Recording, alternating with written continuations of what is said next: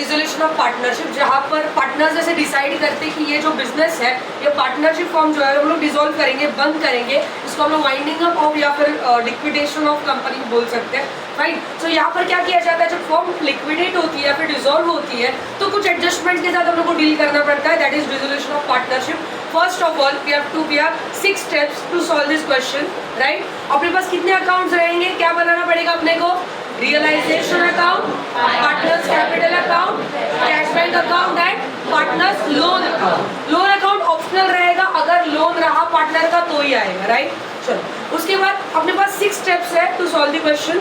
सबसे पहले क्या करने का, फर्स्ट स्टेप क्या रहेगा, जो भी balance sheet, by the way इसमें किसी भी तरीके का बैलेंस शीट नहीं बनता है, इसलिए इधर रियलाइजेशन अकाउंट बनता है, राइट। यहाँ पर रियलाइज करना है एसेट्स एंड लायबिलिटीज को। तो सबसे पहले क्या करेगा, सारे एसेट्स को उठाओ और रियलाइजेशन के डेबिट में डालो सन्ड्री एसेट्स के नाम पे, सारी लायबिलिटीज को उठाओ रियलाइजेशन के क्रेडिट में डालो सन्ड्री लायबिलिटीज के नाम पे। हो गया पहला स्टेप खत्म। कुछ टफ है, बिल्कुल नहीं। वैसे भी हम लोग बैलेंस शीट को as a debit and credit treat करते ही है, वैसे भी उसको उसका अकाउंट में डालने का, जब होगा तो घर ही। क्लियर है यहाँ तक, ओके। सेकंड स्टेप क्या करने का है, पेमेंट आई मीन असेट्स को रियलाइज करना है, सेल कर देना, राइट। सो फर्स्ट आएगा अभी यहाँ पे असेट्स को सेल करना है। अगर एडजस्टमेंट में बोला है मशीनरी इतने में सेल किया, सेल कर दो, या फिर प्रॉफिट लॉस नहीं देखने का, बस सेल करना है। That means what, cash bank account debit to realisation. Clear, पैसा आया रियलाइजेशन के क्रेडिट में। अगर वही सेम चीज कोई पार्टनर कर रहा है तो partners capital account debit to realisation. इधर तक क्लियर हो गया, ओके। सारे एसेट्स को जो भी बोला जाएगा सबको रियलाइज करना पड़ेगा। नेक्स्ट आता है थर्ड स्टेप, अपना पार्टनर का लोन। जो पार्टनर का लोन लिया हुआ है, जो अपनी लायबिलिटी है, उसका पेमेंट करो, राइट। तो वो कहाँ पे जाएगा, partner loan account debit to cash bank account. Clear है, यस।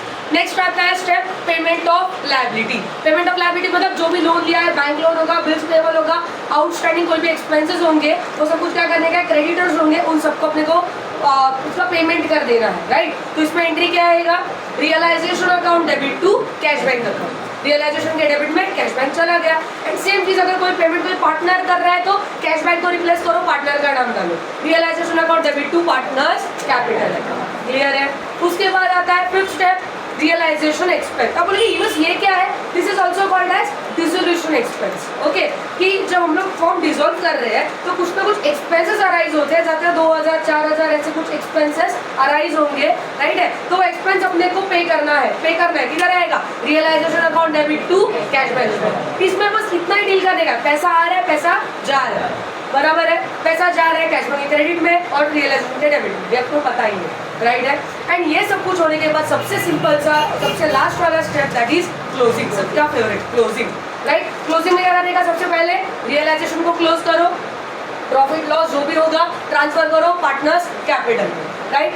फिर उसके बाद पार्टनर्स कैपिटल को क्लोज करो, जो भी बैलेंस आएगा वो कैश बैंक में, राइट। लोन वाला अकाउंट पहले ही टैली हो जाता है, ठीक है, क्योंकि हम उसका पेमेंट पहले ही कर देते हैं, ओके। वो मोस्टली क्वेश्चन में रहेगा या फिर नहीं रहेगा, अदरवाइज ये 3 अकाउंट्स कॉमन है। कैश बैंक में बैलेंस आ गया, फिर cash bank account should be tally. तो ये ऐसा अकाउंट है जहाँ पर आपको कैश बैंक टैली करना पड़ता है, क्योंकि इसमें किसी भी तरीके का बैलेंस शीट नहीं रहता। क्लियर है। तो यहाँ पर आपको इतनी खुशी होगी, फॉर्म डिसॉल्व होगी, लेकिन खुशी आपको होगी क्योंकि ये सब आपका विदिन 10 मिनट सॉल्व हो जाएगा एंड आपको मिलेंगे out of marks. Clear, yes, thank you.